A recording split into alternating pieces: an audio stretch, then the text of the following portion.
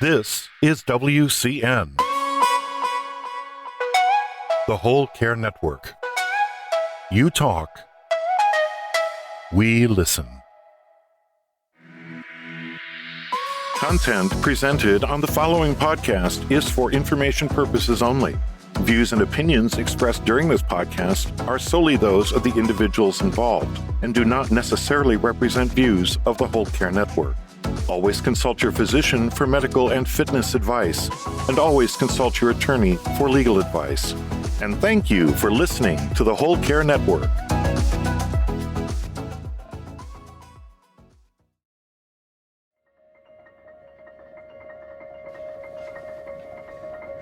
Have you ever met anybody that has caregiving on their bucket list of things to do in life? Beyond caregiving, how do we care? We also have to care for ourselves. How do we treat friends, family, strangers we meet? Forget it. How do we heal? The physical, social, financial, spiritual.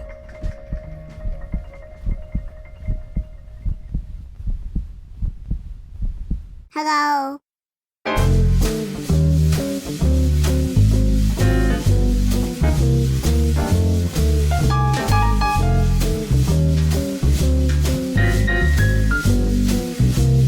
By creating healing ties. Tying it all together like a bow tie. With your host, Christopher McClellan, the bow tie guy. Well, greetings, everyone. It is Christopher McClellan, the bow tie guy, for another episode of Healing Ties featured on the Whole Care Network.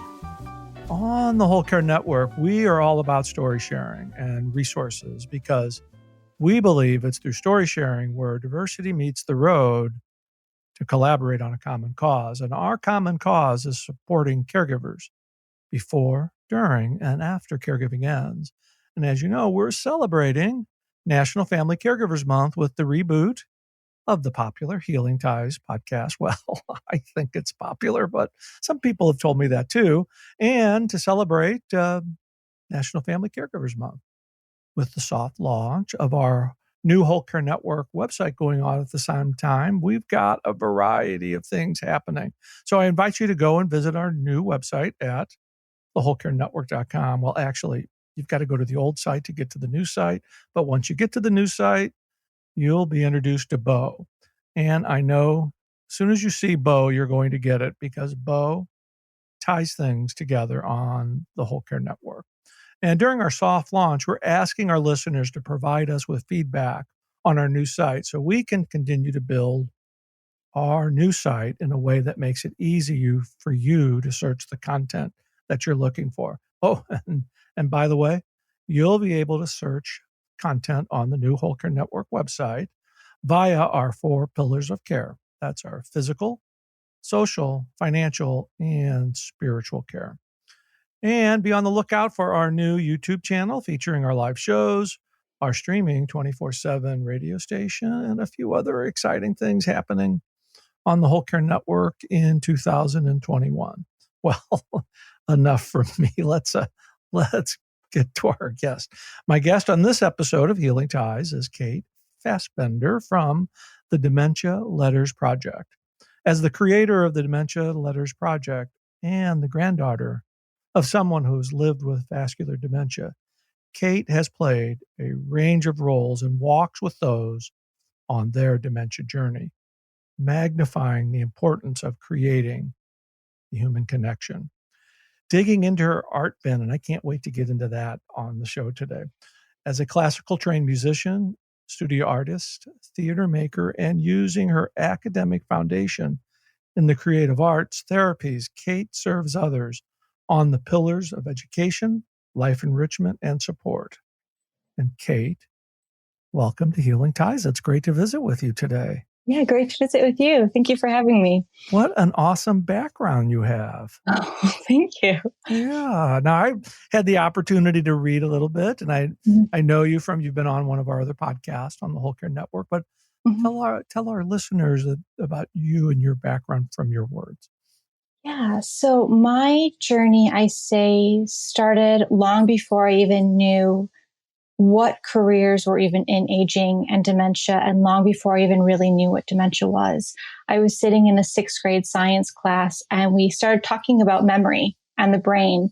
And someone in my class said, "Oh, we call that old-timers disease," when referring to Alzheimer's. Oh, yes. And while the class erupted in laughter, it didn't sit well with me. And at that point, I knew that I wanted to dedicate part of my life to serving those living with dementia in whatever way that would look like. In my sixth grade mind, that was very much, I'm going to do this as my campus ministry project, and I'm going to do it as volunteer work.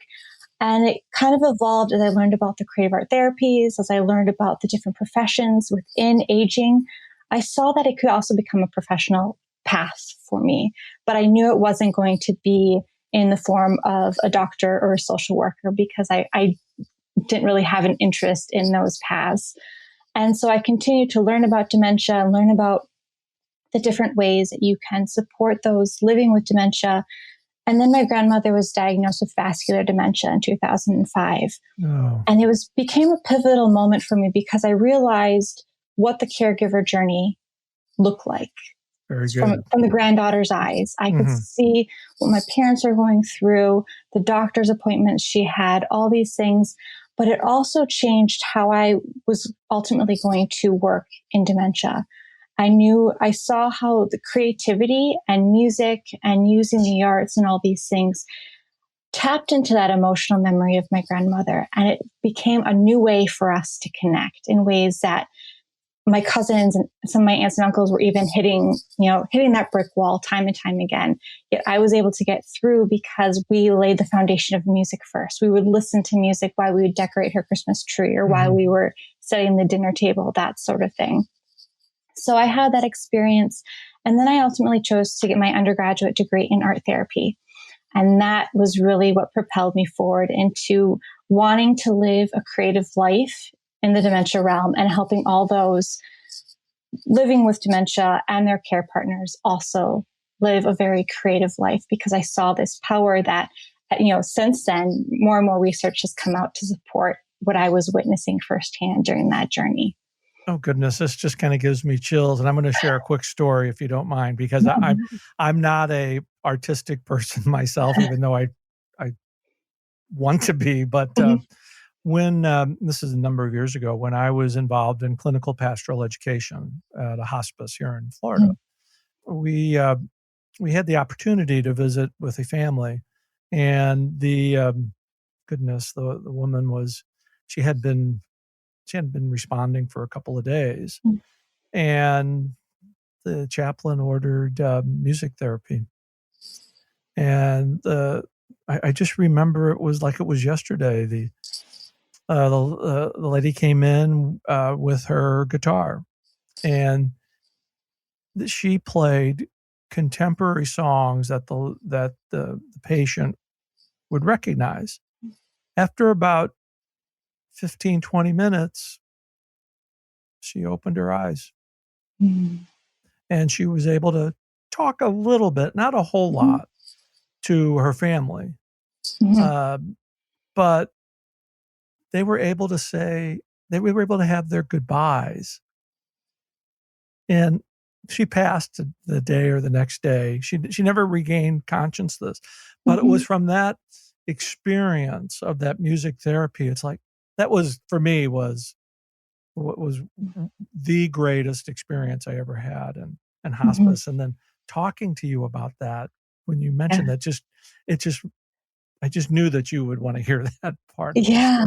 Because it speaks to exactly what the importance of what you're doing. Yeah. And I think, especially with the creative arts therapies and arts in general, we hit these blocks where we think, oh, creativity is creating a work of art, but it's also approaching a puzzle from a different angle. It's accepting the invitation to viewing a world in a way that we currently don't see it.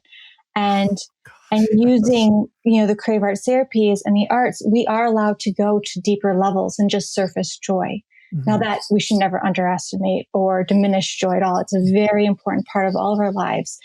But we can do some deep work. The creative arts therapist can go in through the arts and address maybe undiagnosed PTSD from World War II. Oh my. They can address health issues that maybe not were addressed because societal norms did not support addressing those issues. You can use creativity to find new ways to connect with people whom, they may no longer be able to have a conversation like you and I are having a conversation right now. Right. And it's something that has always, it's become an anchor in many ways for my work, and also helping other people discover ways to use that creativity, to use the arts, to use the creative arts therapies, to do some foundational shifts in how we support our loved ones and those with dementia in our world today. So even though I was kind of kidding myself, we all do have some creativity inside of us. It's just a matter of tapping into it. And that's exactly what you're doing. Mm-hmm. Yeah. Yeah. And one thing I realized over the last maybe 3 years is creativity has made a lot of pathways to how we program for those living with dementia and in our care communities and receiving in-home care. But we can also use creativity to change the care partner journey as well. And so some of the work that I've been shifting and building over the last few years is how can we use creative engagement to change the way we train both family and professional care partners. So they're not always hitting that wall. Right. So that they're understanding, oh, this is how I could approach it so I can still connect with my loved one. Oh, for example, teaching some improv skills to our CNAs, to our nurses, to our families, and supporting them in that way so that if their loved one suddenly thinks they're on a beach in Florida, well, gosh, you're going to join them on that beach in Florida. And you're not disrupting your reality. You're not disrupting their reality. What you're doing is you're meeting in the middle. Mm-hmm. And you're able to connect in that way. And through that connection, you may be able to still deliver medication, get them showered, get them to a doctor's appointment by entering into that creative play space with them. You mentioned improv, and we're both familiar with the great work of Kathy and Tammy. And improv, it really does work, that concept of yes. Mm-hmm. Yes, but it really kind of diffuses a lot of emotional situations. Mm-hmm. Yeah. Yeah, it does. And it also helps prevent some of that burnout that we see when, we're in this month where we're really kind of focusing on our care partners, November dedicating to helping them, be it educationally or just encouraging friends to reach out to those who are care partners. And I think that one of the things that we haven't fully explored is how can we use this? How can we use the arts and our creativity so that we aren't burning out? So staff turnover isn't as happening as often. People who are family care partners can still feel and live fully alive, connecting with their friends, connecting with their community because they're not burnt out, because tasks aren't taking 20 minutes because you're fighting getting that sweater on to go to the doctor's office. Right. All these things. And in the care setting, for some administrations that might be fighting it, well, staff turnover, decreasing that also decreases your cost because you're not hiring as many people. And so it's a win-win for the administration, for the families, for the care partners. When you could put a dollar amount to decision makers and show them, demonstrate what it's going to save them, then they usually take a little bit more notice. Goodness. Can you talk a little bit about, I know in our notes and our previous conversation, this 3-dimensional life to helping care partners. Can you elaborate a little bit on that for me? Yeah. So I actually started that last year, kind of thinking about this idea of the care partner. And it came from years of meeting care partners who looked just down and depressed as they left the care community because they still were caring for their loved one, even though they had professional care 24 hours a day. Oh, yes. And seeing family members all of a sudden in this panic mode because they had lost a loved one that they were caring for. And now they also realize that because of that care partner journey, they had lost their friends. They may have lost their home, the life they knew, and suddenly they don't know their place because they were living only the care partner journey.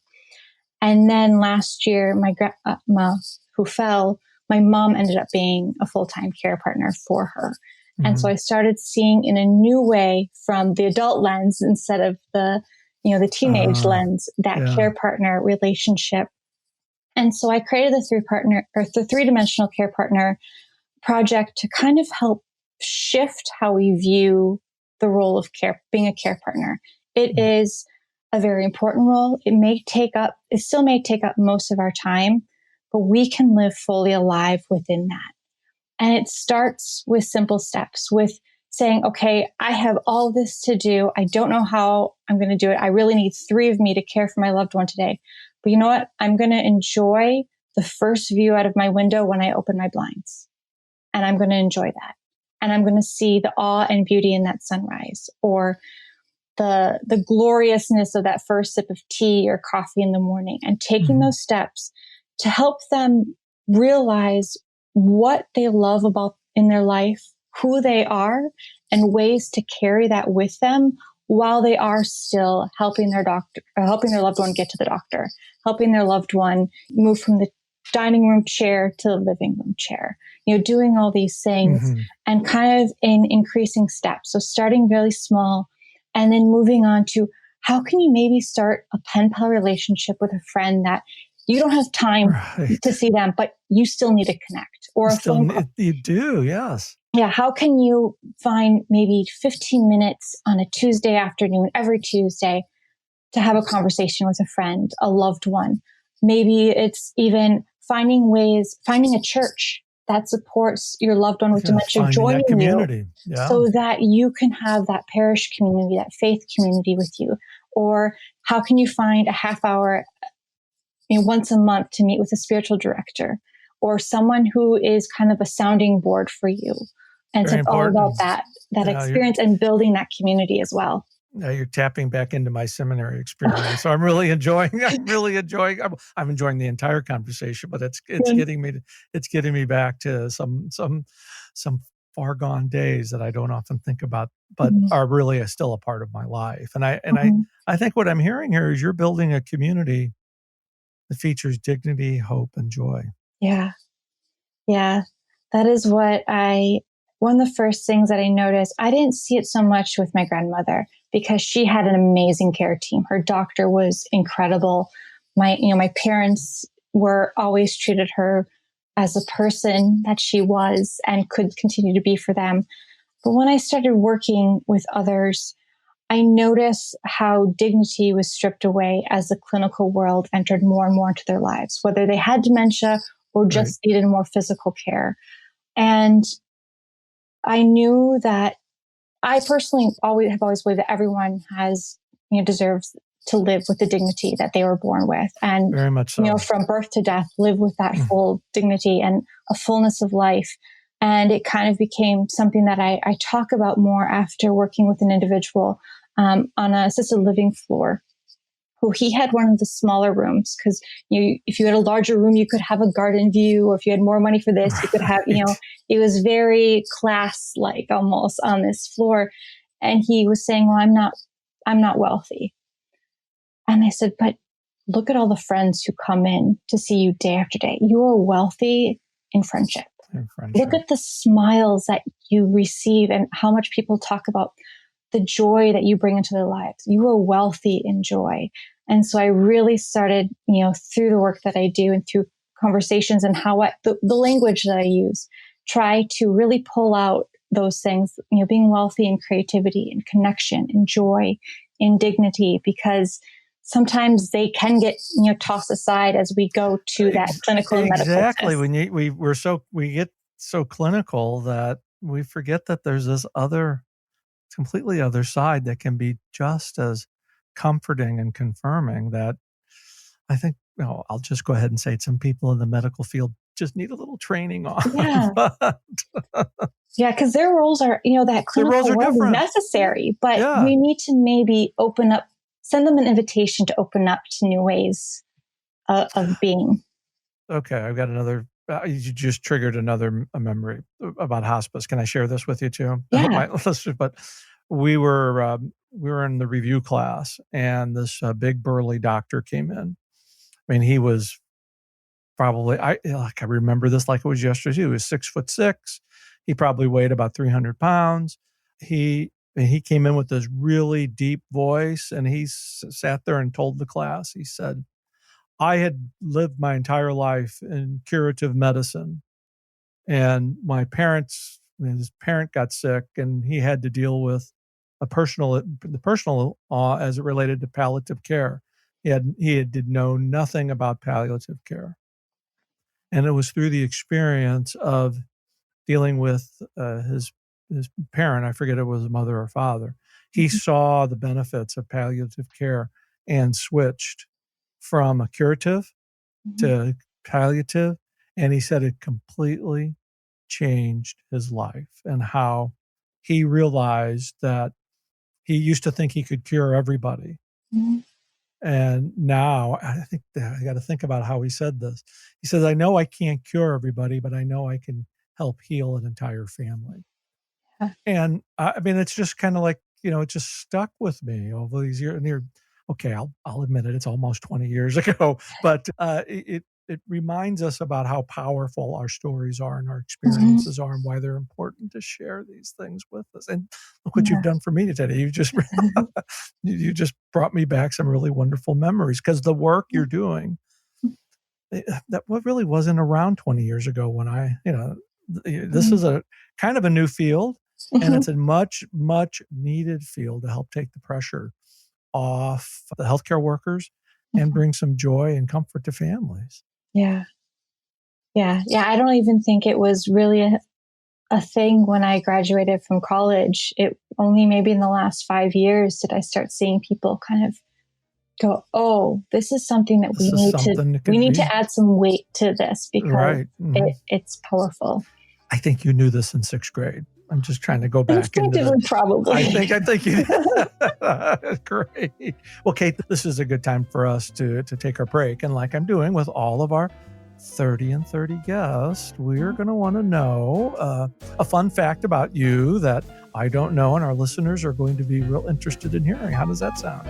Sounds good. Put your thinking cap on. So you're listening to Healing Ties on the Whole Care Network. We will be right back. Tomorrow on Healing Ties 2.0. When I look back and think about the things that I really could have used in the beginning, they weren't on my radar at all. Boundaries, mindfulness, compassion, self-compassion, and then forgiveness. And they just all work together. Hi, I'm Teresa Wilbanks, family caregiver and owner of Sustainable Caregiving. And I am talking with Christopher McClellan today about strategies for sustainable caregiving. So please tune in to the episode to hear about how to make your caregiving experience more sustainable. Join us tomorrow and every day in November for 30 shows in 30 days. Healing Ties 2.0. Available at thewholecarenetwork.com/healing ties and wherever you listen to your favorite podcasts.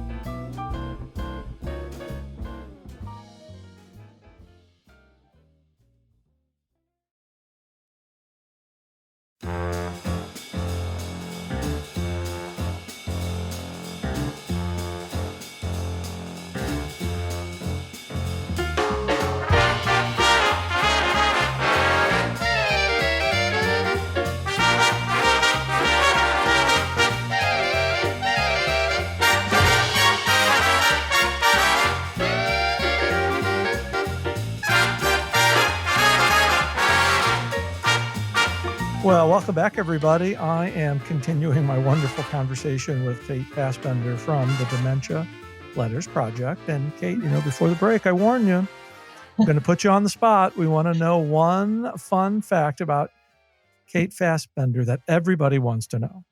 Okay. Well, the only thing I can ever really come up with is I'm ambidextrous in everything but golf. Ambidextrous. Yeah. So okay. I can play tennis with both hands. I can cut a knife right with both hands. But for some reason, golf, I can only golf left-handed. Oh, okay. I'm going to have to enter. Can you bowl with both hands?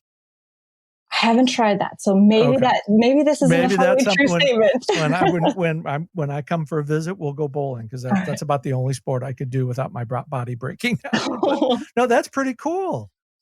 Yeah. So when you're playing tennis, you can switch hands with the racket and then hit the ball from the. Yeah, I can in informal settings. It's against the rules in a formal match. But so when I was on the tennis team in high school, I couldn't do that. But rules just for playing, I can switch up. rules are made to be broken. So yeah.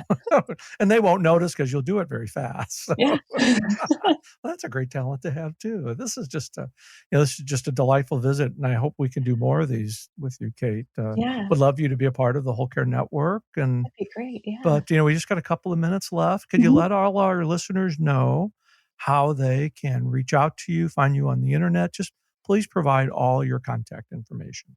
Yeah, so the best way to find me is either through my website, which is the dementialettersproject.com. And I'm at Dementia Letters across all social media. So either on social media or on my website, you can find my phone number, my email address, contact me forms, as well as a full scope of work that I do. And Kate, with the stories you share and the work that you do, you are certainly someone who's creating healing ties all around us. I can't thank you enough for taking the time to visit with me today. It's been a joy. Thank you. Thank you. Well, goodness gracious, St. Ignatius, what a great visit. And that, unfortunately, that does it for this episode of Healing Ties. I could go on for the next hour with Kate, but as you know, I'm your host, Christopher McClellan. You know me as the Bowtie Guy. I've created a life to love after caregiving ends by sharing stories, resources, and being with awesome people like Kate Fassbender. Healing Ties is produced in the posh studios of Odd Box Production in downtown St. Louis, Missouri, overlooking the Arch, and is part of the Whole Care Network. Check out the soft launch of our new Whole Care Network website and be sure to meet Bo. You're going to love Bo because he ties all things together on the Whole Care Network. And be sure to subscribe to Healing Ties wherever you listen to your favorite podcast. We'll see you for another episode of Healing Ties, tomorrow, as we continue our 30 and 30 podcast to celebrate National Family Caregivers Month. Thanks for listening. Take care. Bye for now.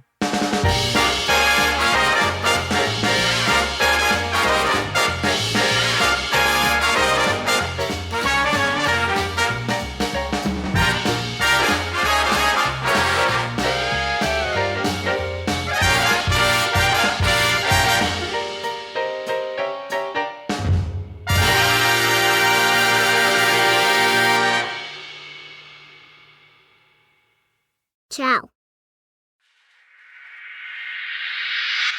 This is WCN, the Whole Care Network.